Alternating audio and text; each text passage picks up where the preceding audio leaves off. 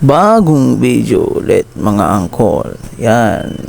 Gagawa tayo ng compass. Pero ito yung compass na dating ginawa natin nung opening. Kasi ang gusto ng mga amo natin, gold black yung color nito.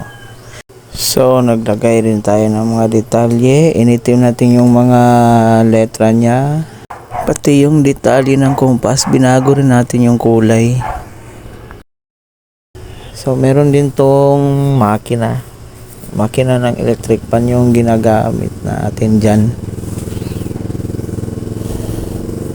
Yan, ikot tayo ng konti. Yan yung makina, ginawan ko yan dyan ng mechanics, pero parang nagkakaaberya pa tayo dito